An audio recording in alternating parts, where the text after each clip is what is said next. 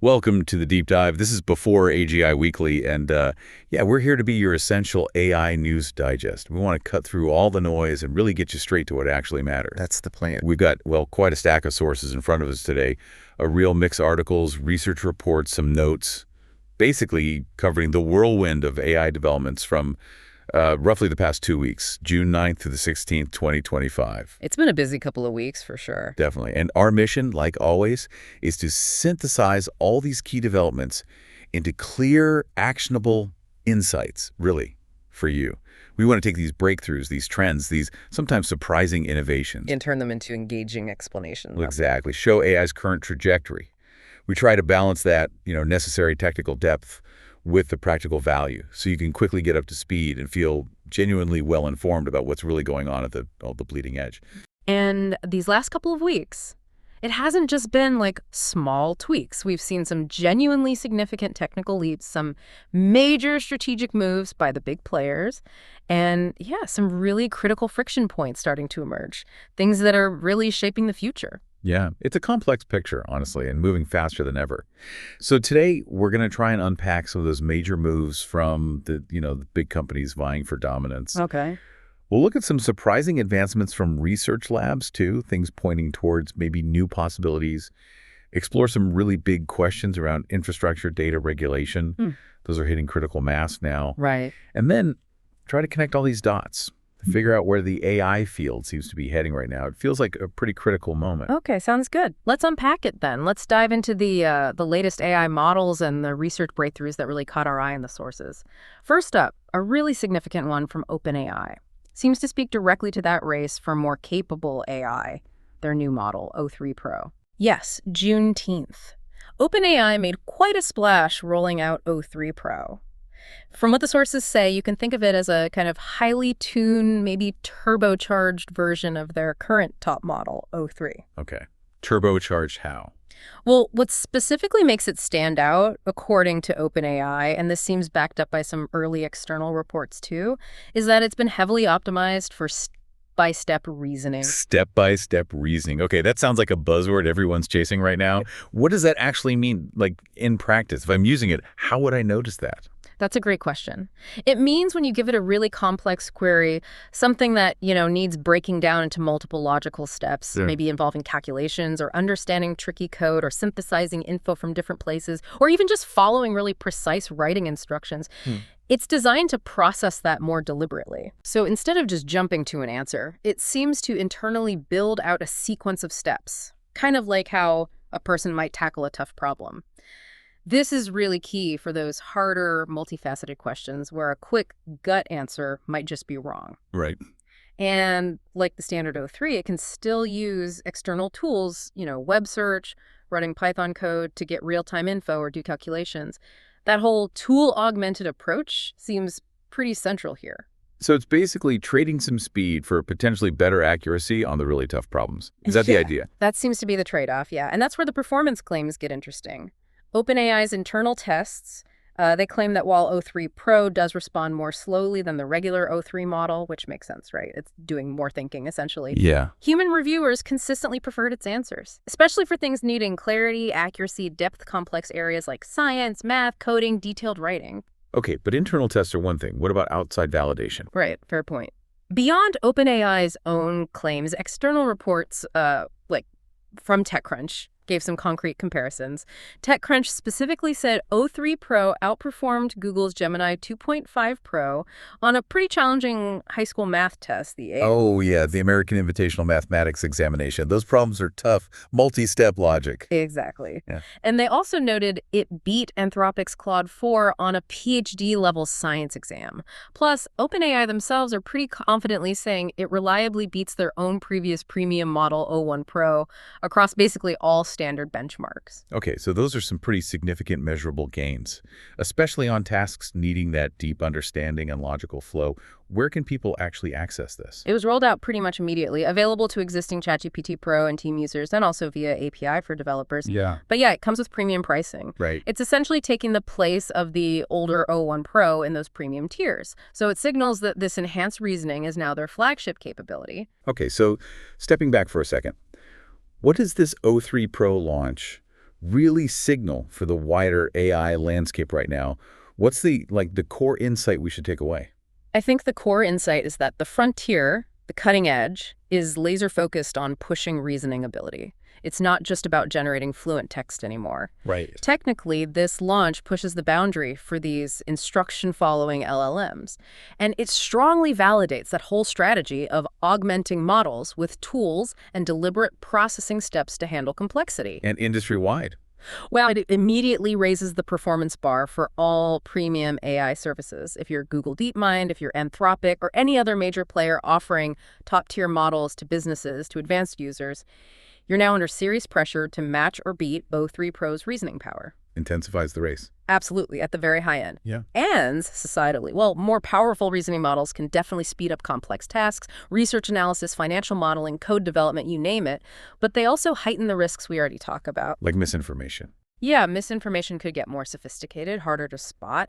And the demand for human jobs might shift even faster towards roles focused on, verifying, guiding, working with these AI assistants rather than doing the cognitive heavy lifting themselves. Makes sense. And yeah, it touches on governance too. As models get more autonomous in how they reason, understanding why they reached a conclusion or spotting errors or potential biases, that becomes even more critical and probably more challenging. Yeah, absolutely. And it's clear the competition isn't just sitting back. Google DeepMind is also pushing hard on reasoning. Definitely not sitting back. Yeah. Google announced updates to their Gemini 2.5 series, and a key part of that was something they're calling DeepThink. DeepThink. Okay. It's described as an experimental enhanced reasoning mode, specifically for their Gemini 2.5 Pro variant, which is their top model line currently. DeepThink. The name certainly suggests a similar focus on, deeper processing. Yeah. How is Google approaching this? Is it like OpenAI's step-by-step thing? The sources suggest Google is using some new research techniques that let the model consider multiple hypotheses before it responds. Multiple hypotheses. Like exploring different possibilities. Exactly. Think of it like a complex internal debate. Instead of just generating the single most likely answer right away, the model explores several potential interpretations, different logical paths, maybe alternative solutions to a problem. By weighing these different hypotheses against each other before settling on the final output, the goal is, greater robustness, better accuracy, especially for those complex or ambiguous tasks where there isn't just one obvious right answer. And how's this DeepThink performing? Any results yet? It's reported to be getting state-of-the-art results on some challenging benchmarks, and specifically, it's apparently leading coding leaderboards. Coding, okay. Yeah, which suggests this method of exploring multiple possibilities is maybe particularly effective for tasks needing intricate logical deduction and generation, like writing or debugging code. So, yeah, it shows Google is also pouring huge resources into pushing reasoning capabilities, directly competing with OpenAI's O3 Pro. It really highlights that better reasoning is just a central focus for all the leading labs right now. Right. But while these, established giants are duking it out at the very top, we're also seeing some really impressive moves from other players. Companies challenging that idea that you need billions and billions to compete. DeepSeek, for instance, making some real waves, especially in open source. Yes, absolutely worth talking about. DeepSeek, the Chinese AI startup, they recently released an updated version of their R1 reasoning model. It's called R10528 now. Okay. And this wasn't just a minor update. The sources point to pretty substantial improvements in benchmark performance, and maybe most critically, a notable reduction in hallucinations. Reduce hallucinations. Okay. That's huge. That's a major pain point for anyone using these models day to day. Can you just quickly remind us what a hallucination is in this context? Sure. It's basically when the AI generates information that sounds plausible, maybe even confident, but it's actually just wrong. Fabricated, or nonsensical compared to the real world or the data it was trained on. Got it. So reducing those instances makes the models much more trustworthy, more reliable, which is absolutely critical if you want to move AI beyond just, casual chats into serious applications. So DeepSeek making progress there with R10528, that's very significant. And how is this R10528 actually stacking up against the big proprietary models, Yeah. like O3 or Gemini. Well, DeepSeek is publicly claiming that R10528 is significantly narrowing that performance gap. And this is a really big deal because unlike the massive labs with seemingly bottomless budgets, DeepSeek is reportedly achieving this competitive performance at substantially lower costs. Lower costs. They must be finding efficiencies somewhere, maybe in the training process, maybe the model architecture itself that lets them get more, bang for their buck. Wow, Yeah. that's a massive point. What does the success of models like DeepSeek's R10528 really signify for the broader AI landscape then? It really pushes back against that assumption that you need, Western-centric resources or just astronomical budgets to build top-tier AI. Yeah. DeepSeek's performance shows that innovation and competitive models can come from different parts of the world and maybe with different resource profiles. This move effectively helps democratize access to sophisticated reasoning AI. How so? Well, researchers, developers, companies, maybe particularly in places with fewer resources, they can now potentially access models that are getting closer and closer to the cutting edge. That fosters innovation globally. And it undeniably reinforces China's position in the global AI landscape, not just as applying AI, but as developing foundational models. And more broadly, it's just another piece of evidence showing how increasingly competitive and viable these open source or more accessible models are becoming, really challenging the dominance of the closed proprietary ones. Speaking of open source models, there was some news from OpenAI on that front too, wasn't there? Though it all involved a delay. That's right. Sam Altman, OpenAI CEO, he announced that their long-awaited first open-source model release in quite a while, it was originally planned for June, was being delayed, pushed back until later in the summer of 2025. Okay, and did they say why? What was the reason for the delay? Altman put it down to an unexpected and quite amazing research breakthrough, something they felt needed more development time, more refinement before they released it to the public. An amazing breakthrough. Yeah, details are obviously scarce.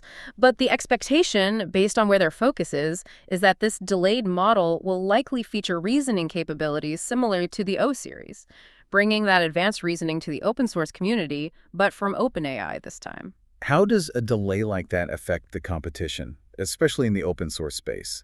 Does it give others an advantage? In the short term, yeah, it creates a window. It potentially lets other players focused on open source reasoning, think Mistral in Europe, for example, gain some more ground, attract users and developers who might have been waiting for OpenAI's release. But longer term? Well, if OpenAI's eventual release really incorporates this amazing breakthrough and delivers a significantly more capable open source model with that advanced reasoning, it could still dramatically shake up the open source landscape, offering a powerful, maybe even cutting-edge alternative that wasn't there before.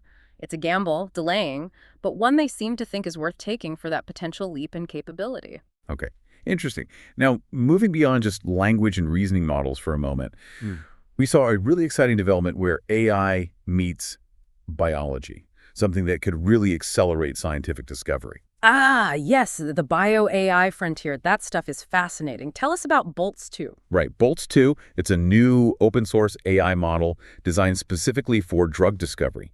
It came out of a collaboration between academic researchers at the MIT Jamil Clinic and the biotech company Recursion. Okay, drug discovery. What's the core innovation here? What's the breakthrough with Boltz 2? Its main trick, the big innovation, is its ability to simultaneously predict two really crucial things you need early in drug discovery: protein structures and small molecule binding affinity. Okay, break that down a bit. Protein structures and binding affinity. Sure. So very simply, drug discovery often boils down to finding a small molecule that's your potential drug that can effectively bind to a specific protein in the body that's involved in causing a disease. To design a good drug, you absolutely need to understand the 3D shape of that target protein and also how strongly and where exactly your potential drug molecule will stick to it. That's the binding affinity part. Got it. And how does Boltz 2 make this better than how it's done now? This is where the speed factor comes in, and it's dramatic. The traditional methods for accurately predicting binding affinity involve these really complex physics simulations, often called FEP, free energy perturbation. Okay. These are incredibly computationally heavy, very slow, can take hours, sometimes days, for just one molecule protein pair, even running on supercomputers. Boltz 2 reportedly can do these predictions thousands of times faster. Thousands. Yeah, we're talking potentially minutes or seconds instead of hours or days. Yeah. And crucially, while maintaining accuracy that's apparently near equivalent to those much slower traditional simulations. So you get AI speed, but with something close to simulation level accuracy. That speed difference. Yeah. Yeah, that sounds genuinely disruptive for drug discovery pipelines. What's the potential impact? It could dramatically speed up the early stages of finding new medicines by enabling rapid virtual screening.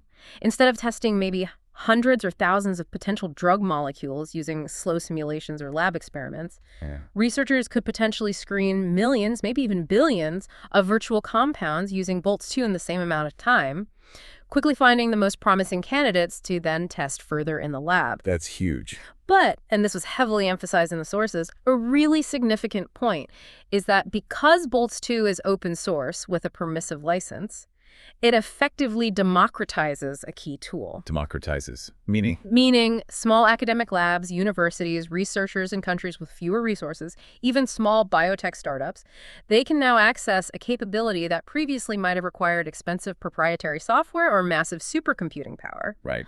This could really level the playing field and accelerate innovation in biotech R&D globally, not just within the giant pharma companies. That focus on democratization feels like a genuinely positive aspect. Are there any potential downsides or concerns raised about this kind of capability? Well, as with many powerful tools that accelerate biological design, speeding up the ability to design molecules and predict how they interact inevitably raises dual-use concerns. Meaning it could be used for bad purposes. Potentially, yeah. Yeah. Could this technology maybe be misused to design dangerous pathogens or biological agents? It's a serious question the field is increasingly having to grapple with. There are also complex IP questions, especially around models trained on proprietary biological data, though Boltz 2 itself is open. Okay. But overall, Boltz 2 seems like a really significant step. It bridges generative AI and computational chemistry. It shows pretty compellingly that machine learning can get close to the accuracy of costly physics simulations, but at a tiny fraction of the computational cost. It's another great example of AI moving into the realm of scientific discovery, not just prediction. Okay, fascinating stuff on the research front. We've covered some key breakthroughs, new models. Now, let's maybe shift gears and look at the strategic moves happening at the industry level and how AI is actually being applied out there. And, well, there was one particular move from Meta that really sent shockwaves through the industry, that massive investment in scale AI. Oh, yeah. That was definitely a pivotal moment. Meta announced they're forming a new AI research lab, specifically tasked with pursuing superintelligence. I mean, the name itself signals huge ambition. Right, superintelligence lab. Exactly. And they coupled that announcement with a truly eye-watering $14.3 billion investment for a 49% stake in Scale AI. Scale AI. Yeah, everyone knows them. They're the leader in data labeling annotation services, right? It Yeah. seems almost like a foundational commodity service. Yeah. Why is Meta making such a gigantic play for a company like that? That's the absolute core insight here. Meta isn't just investing in Scale AI because they like their services, although Meta is his massive client. Their strategic goal, it seems pretty clear, is to control a critical part of the AI supply chain. The data labeling part. Exactly. Data labeling, cleaning, annotation.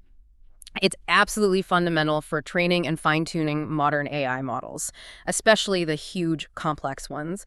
It's how you give the AI the structured examples it needs to learn from all the messy, unstructured data in the world. Okay. Scale AI provides these essential services to basically every major player in AI, including Meta's direct rivals, Google, OpenAI, Microsoft. They all use Scale. Oh, okay. Now I see the angle. Right.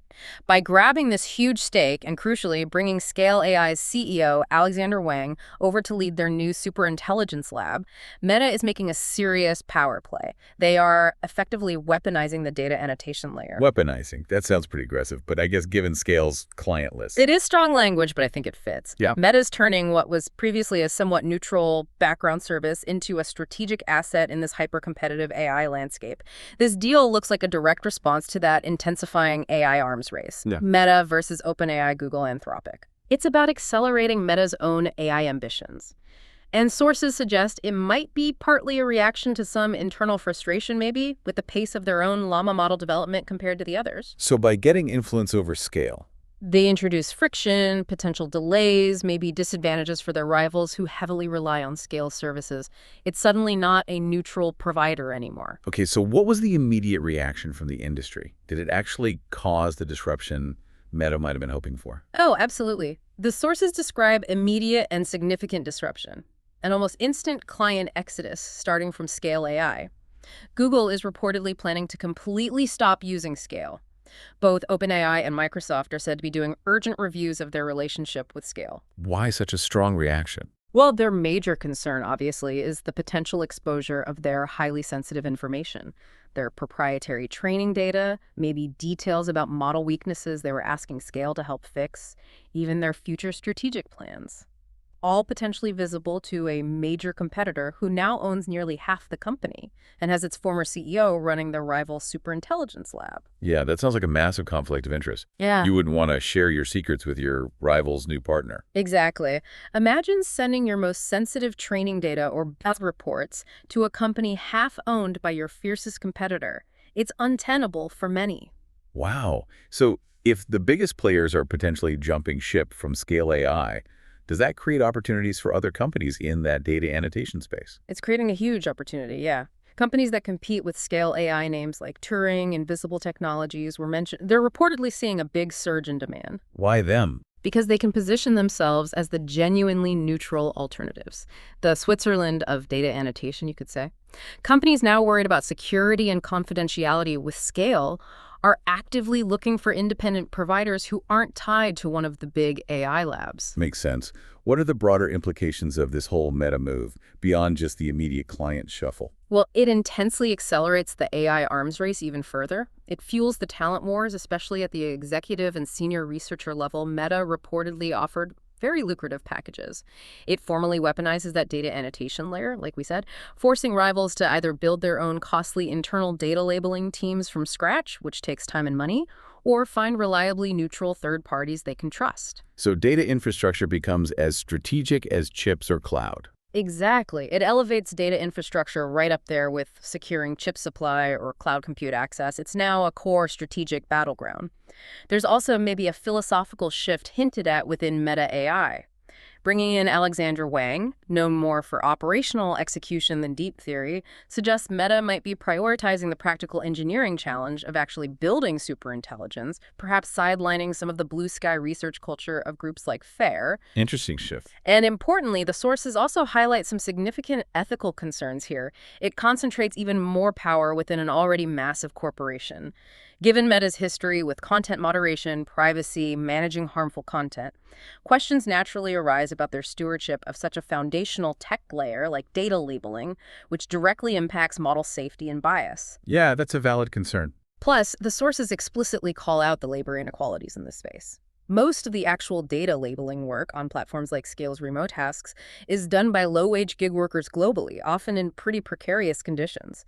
This $14.3 billion investment, the huge valuation boost for executives, it starkly contrasts with the lack of improvement often seen for the essential, often invisible workforce that's literally training these multi-billion-dollar AI models. Yeah, that's a really important point to remember. It truly does frame this whole AI competition, not just as a race for the best algorithm, but as a full-stack war for control over that entire value chain, from raw data right up to the final product. Precisely. And contrasting quite sharply with that kind of aggressive full-stack power play, we saw Apple laying out its own very distinctive privacy-first AI strategy. With the enhanced Apple Intelligence features they unveiled at WWDC 2025. Right, WWDC. Apple always hammers on privacy. How does that actually translate into their AI approach? What are they doing differently?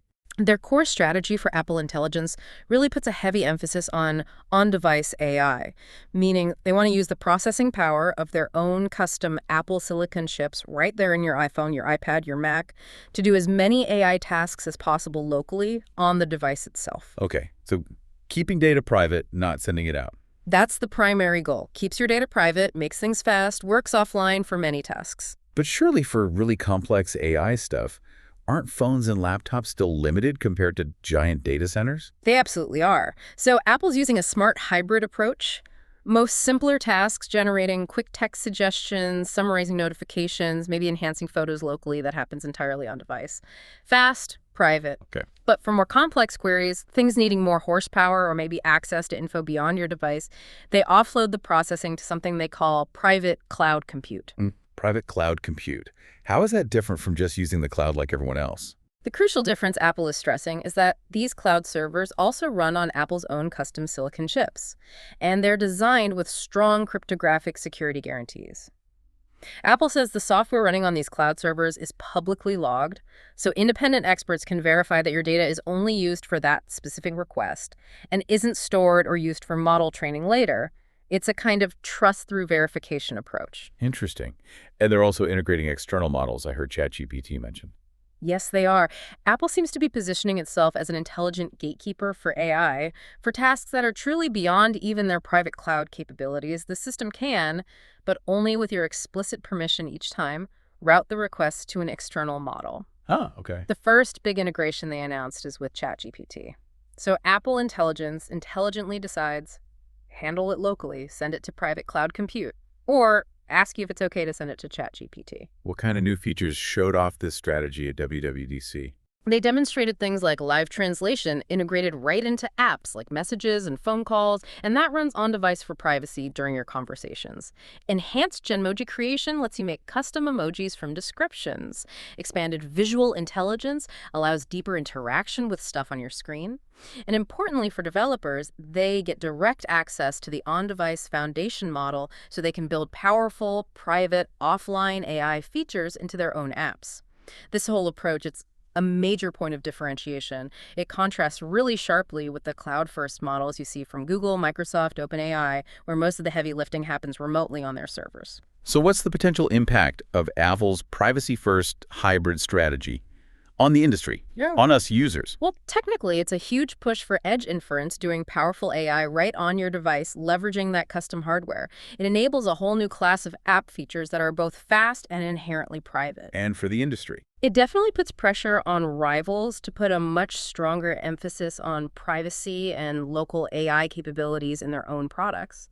It also potentially changes how people think about frontier models by integrating something like ChatGPT as just a feature that Siri can call upon. Wow. Apple is treating the big LLM as an engine under the hood, not the main platform itself. Some sources called this the great abstraction, the idea that the underlying models become abstracted away, like we don't care which search algorithm Google uses, we just use search. So Apple stays in control of the user experience. Exactly. Control of the interface, the experience, the user relationship. Societally, it means potentially hundreds of millions more users, maybe including folks in areas with spotty internet, get access to sophisticated AI features. It strengthens the privacy story, definitely. But like any AI, there are still questions about transparency, potential biases in the models, even if they run locally or in a private cloud. And regulatory. Does this help with things like GDPR? Processing data on device or in that secured private cloud certainly minimizes data leaks, which is a big plus for privacy laws like GDPR.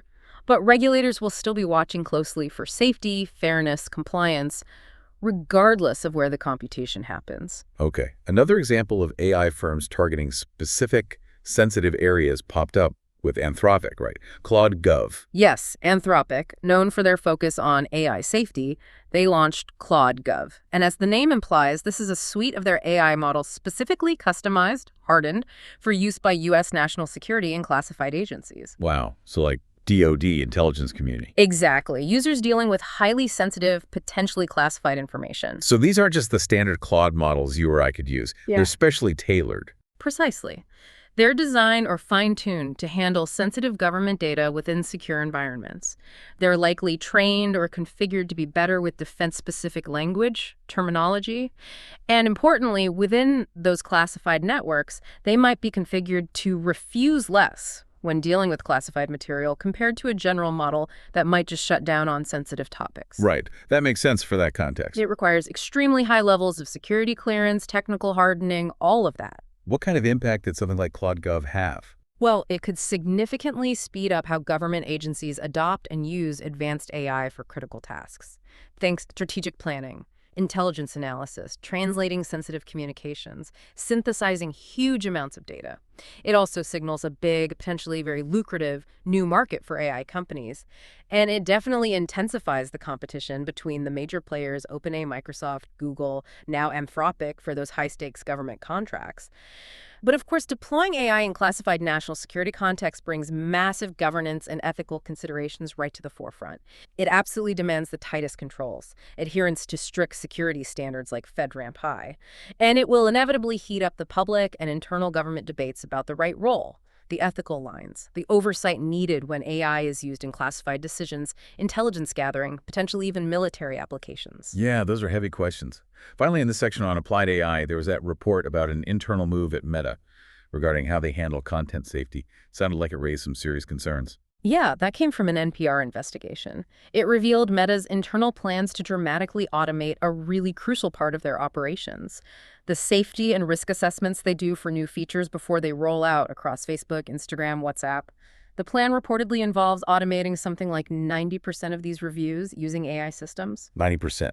So Yeah. basically replacing most of the human reviewers who look for safety risks in new features before launch, replacing them with AI. Largely, yes. The stated goal, according to that report, is to significantly speed up rolling out new features. Human reviews, especially for safety and risk, can be slow, resource-intensive. Automating them with AI is supposed to boost the pace of innovation. But understandably, this has raised serious alarms, not just inside Meta among some employees, but also with external privacy experts, digital rights groups. And the main worry is whether the AI can actually catch all the potential problems. Precisely. The big concern highlighted is the increased risk that harmful content, privacy issues, or other negative impacts could slip through without enough human scrutiny before features go live. Given Meta's, let's say, historical challenges with content moderation, misinformation, user safety, relying almost entirely on AI for these really sensitive high-stakes assessments is seen by critics as potentially trading safety for speed. Right. It raises big questions about user safety, the potential for more misinformation, protecting free speech. If the AI systems just aren't as good or as nuanced as human reviewers at spotting complex or emerging risks before they hit billions of users. Okay, wow. We've covered some really significant ground there. Cutting-edge models, scientific AI breakthroughs, huge industry plays, specific applications. Now let's maybe dig into some of the bigger, more systemic challenges facing the whole AI field right now, and maybe some emerging alternative approaches trying to tackle them. And one of the most fundamental becoming really visible now is AI's energy consumption. Yeah. This is rapidly emerging as a potentially critical bottleneck for the entire field. And a recent report from MIT Technology Review really brought it into sharp focus. The report's called Power Hungry, AI, and Our Energy Future. And its main finding is pretty stark. Which is? It says the most significant energy cost with AI isn't actually the massive compute needed for training these big models, which is huge, yes, but often a one-time thing for a model version. The vast majority of the energy use, estimated at maybe 80 to 90% of the compute power, comes from inference. Inference. Okay, so that's the ongoing day-to-day use when billions of people and apps are actually using the models. Exactly. Every single query to ChatGPT, every AI image generated, every translation, every personalized recommendation, that's all inference. And the sheer scale of that daily usage globally is just astronomical. And it's growing incredibly fast. And the projections in that report for future energy demand, they sound pretty alarming. Staggering is the word. The report projects that just U.S. data centers alone, and their growth is increasingly driven by AI demand, could consume somewhere between 12% and maybe even a shocking 21% of the entire country's total electricity by 2028-2030. 21%. Wow. Up from what now? Up from roughly 4% today. So a massive jump in less than a decade. That level of new demand has got to have huge consequences. Absolutely does. It threatens to severely strain national power grids, could require costly upgrades or even risk instability, and crucially, it really undermines climate goals. How so? Because with so much new demand coming online so fast, utility companies might be forced to delay retiring older, often fossil fuel power plants, or in some cases, even build new natural gas plants specifically to meet this surging AI demand. Oof. This also imposes hidden costs on the public, right? Could mean higher electricity bills as grids struggle. The report's central argument is basically that access to enough energy is rapidly becoming the ultimate physical bottleneck for AI, potentially dictating the pace of development even more than chip supply or data availability. So it's not just about having the smartest algorithms or the most data anymore.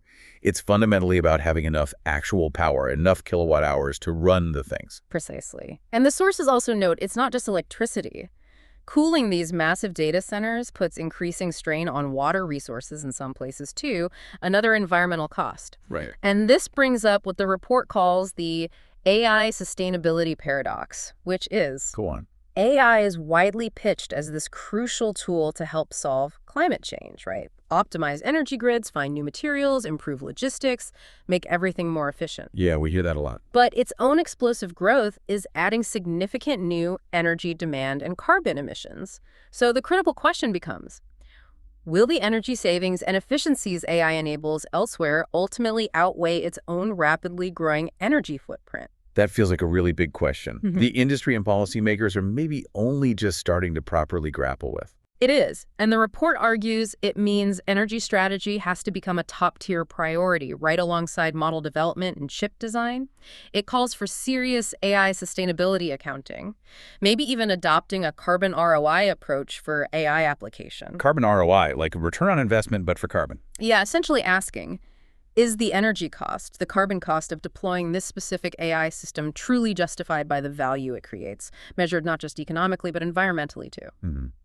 Okay, energy is a huge one. Another major challenge, tied into both ethics and the legal minefield, is the data used to train these massive models. And that Common Corpus initiative sounds like a direct response to all the controversies there. It is, and it's a really landmark development. The release of the Common Corpus dataset, it's by a global consortium. Big names involved like Eleuther AI, Hugging Face, Lila Sciences, lots of academics. It's a major intervention, and it's a truly massive dataset reported as 2 trillion tokens. 2 trillion tokens, that's enormous. What makes it so different from the datasets lots of proprietary models were trained on, like C4 or the Pile? The defining characteristic, its whole reason for being, is that it's composed entirely of data that is verifiably in the public domain or available under truly permissive licenses. Okay. Verifiably public domain or permissive. Exactly. Which stands in direct contrast to that common industry practice of just scraping the whole web, which often hoovers up copyrighted material indiscriminately, leading to big legal challenges like, the New York Times suing OpenAI. So Common Corpus is explicitly trying to be ethically sourced or legally clean. Yes, that's precisely the point they're making. It's reportedly the largest dataset ever assembled with such a rigorous focus on legal provenance. It's multilingual, drawn from diverse, well-documented sources, government archives, public domain books, permissive code repositories, other openly licensed content. And they curated it carefully. Apparently, yes. The consortium undertook a painstaking curation process, not just verifying legal rights, but also filtering out things like personally identifiable information, PII, and trying to remove toxic content. That sounds like a huge amount of work. But does training models only on this kind of clean data hurt their performance compared to models trained on the messier, bigger web scrapes? That was the critical question, right? Yeah. And the results seem pretty compelling. The consortium showed it's viable. Early models trained just on Common Corpus subsets achieved performance comparable to models like Meta's Llama 1 and 2 in the 7 billion parameter range. Okay. And more recent models trained on later versions are reportedly getting state-of-the-art results on specific tasks like retrieval augmented generation or RAG, particularly for European languages. RAG, what's that again? Retrieval augmented generation. It's where the AI first pulls relevant info from a separate database or source and then uses that retrieved info to generate its answer. It helps make models more factual, less prone to just making stuff up. The fact that models trained on Common Corpus are doing well at RAG suggests the dataset is high quality, good for tasks needing factual grounding. The big takeaway is Common Corpus provides strong evidence that you can build competitive AI without relying on mass copyright infringement or legally questionable data. What are the major implications of this whole initiative for the AI field then? Well, for the open source and academic communities, it's vital public infrastructure. A large, high-quality, legally sound data set they can use without fearing lawsuits. And for the big labs facing those lawsuits? It's a direct challenge. It weakens their fair use defense by showing there was a feasible alternative using legally okay data.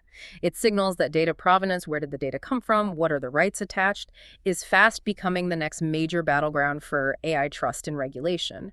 And this likely accelerates the emergence of what you could call a two-tier AI ecosystem. 2 tiers. How so? On one side, you'll have the Wild West models, trained on huge, opaque, maybe legally dubious web scrapes, competing mostly on raw capability, sheer size. On the other side, you'll have regulated or compliant models, built on transparent, ethically sourced, legally verifiable data like Common Corpus. These will compete not just on capability, but crucially on trust, compliance, auditability, lower legal risk, making them essential for risk-averse sectors, finance, healthcare, government, enterprise apps where privacy and compliance are non-negotiable. So companies face a strategic choice. Capability versus compliance. Kind of. Maximum potential capability with higher legal and ethical risk. Right. Or robust compliance and trust, maybe with slightly less peak capability, though that gap seems to be closing. Forces a choice. And that regulatory piece you mentioned, that's also in a state of serious global flux right now, isn't it? Adding another layer of complexity. It absolutely is. Global AI regulation is in this critical, really dynamic phase, and we're seeing quite different, even conflicting approaches emerging, particularly between the EU and the US, creating this landscape of profound uncertainty. Let's start with the EU. They passed the AI Act, seen as setting a global standard, but now reports suggest delays in actually implementing it. Yeah. Even after the act was formally passed, recent reports suggest the European Commission is considering delaying parts of its enforcement, specifically targeting the stricter requirements for systems deemed high risk. Why the delay? Reasons cited include lobbying from some member states, like Poland maybe, industry concerns about whether the technical standards are ready, if it's feasible to implement so fast, and reportedly, even some urging for caution from U.S. officials worried about the impact on innovation across the Atlantic. So conflicting views, even within Europe, about whether delaying is good or bad. Exactly. Proponents say a delay is pragmatic, needed to develop robust, workable technical guidelines, avoid fragmentation, let businesses actually comply effectively. Opponents argue strongly that any delay leaves big gaps in protecting citizens, postponing crucial safeguards against potentially harmful AI. It maybe signals a shift in Brussels, where the initial intense focus on safety and rights might now be competing more strongly with worries about the EU's competitiveness in the global AI race versus the US and China. Suggests the famous Brussels effect, where EU rules become global standards, might be stumbling a bit in the fast-moving AI space. And how does the proposed approach over in the United States compare to this? Sounds quite different. Pretty stark contrast, yeah. Instead of the EU's complex framework and debates over implementing it, there's this significant proposal being discussed for a federal moratorium on state-level AI regulations in the U.S. A federal moratorium, stopping states from making their own AI rules. How would that even work? The mechanism being discussed is quite powerful. It could potentially tie state eligibility for significant federal funding, billions in grants for AI research, broadband, other tech initiatives to those states agreeing not to enact their own substantive AI regulations for a set period, maybe up to a decade, like until 2035. The clear goal is to centralize AI policy federally, prevent a confusing, costly patchwork of conflicting state laws, like those starting to pop up in California, Colorado, Utah. That reflects a very different philosophy from the EU's rights-first approach. Totally. This U.S. proposal aligns much more with a permissionless innovation stance, prioritizing economic growth, rapid development, letting the industry move fast with minimal immediate government hurdles. But that must be controversial too. Oh, absolutely. Digital rights groups, consumer protection advocates, civil liberties organizations, they're raising serious alarms, worried about the lack of necessary safeguards for citizens if states are blocked from regulating AI before a strong, comprehensive federal framework is actually in place to fill that void. So what's the overall impact of this transatlantic split and the U.S. internal debate? It creates profound uncertainty, what sources are calling a perilous state of AI governance. Without a strong, unified international standard emerging quickly, multinational AI companies face this chaotic, unpredictable compliance landscape. Makes building and deploying globally really difficult. Could lead to companies choosing where to deploy based on regulations. Could definitely lead to more regulatory arbitrage, yeah. Companies potentially developing or deploying riskier capabilities in jurisdictions with fewer rules. It's also becoming a geopolitical competition. US promoting its innovation-first model, EU championing its rights-based framework. This divergence could lead to AI development clustering in less regulated areas, maybe creating a two-speed global AI market. Okay, so regulatory chaos is definitely a huge challenge. What about challenges with the dominant technical approach itself? We hear a lot about the limits of just scaling up bigger and bigger models. That's a crucial point. The main strategy in AI for the last decade has basically been brute force scaling, right? Yeah. Make deep learning models bigger, feed them more data, throw more compute at them. Yeah. But that approach is clearly hitting some significant limits. We just talked about two huge ones: the astronomical energy costs for training and inference, and the growing difficulty finding enough high-quality, ethically and legally sourced data to keep feeding these monsters. These factors, plus maybe diminishing returns in performance compared to the rising costs, are creating what sources are calling paradigm saturation.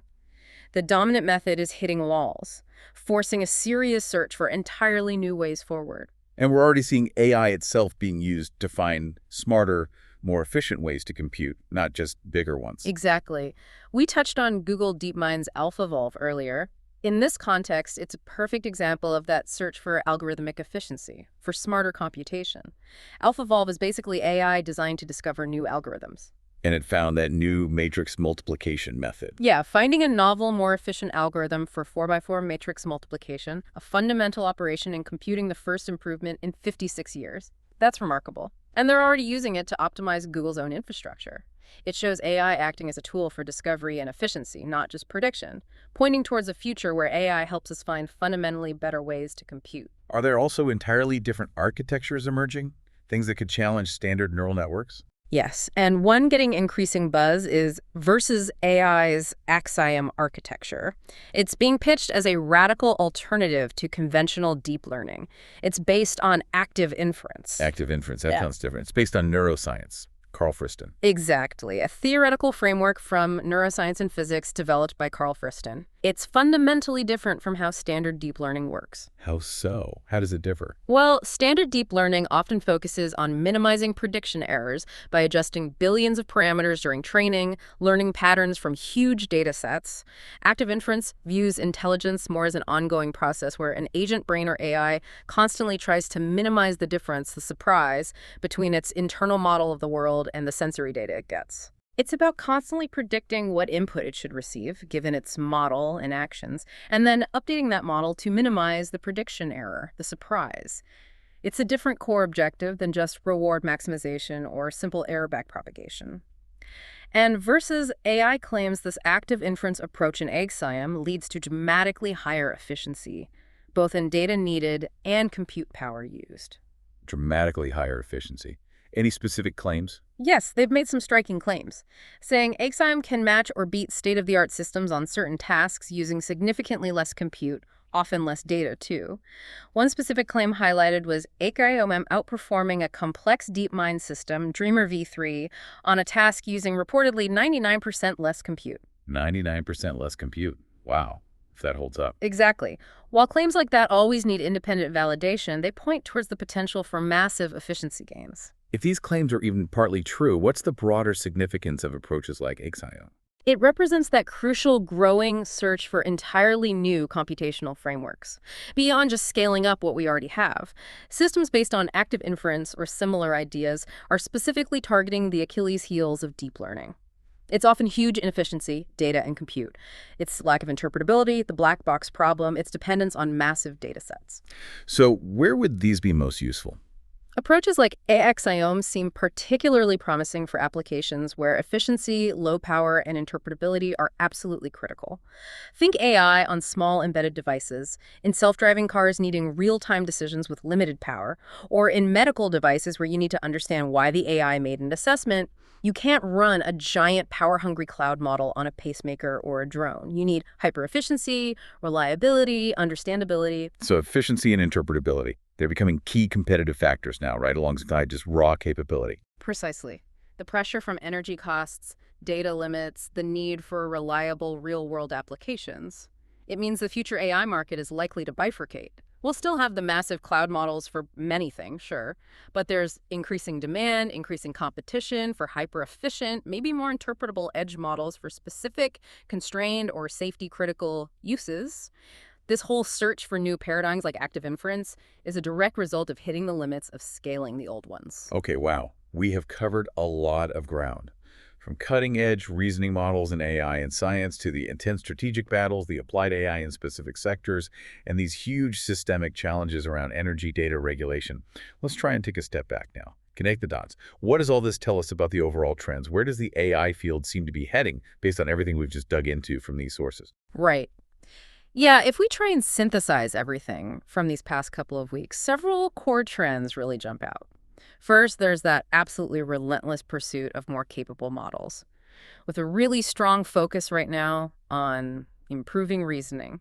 OpenAI's O3 Pro, Google's DeepThink, clear examples. And these capabilities aren't just staying in the lab, right? They're moving into specific applications faster. Exactly. Trend 2.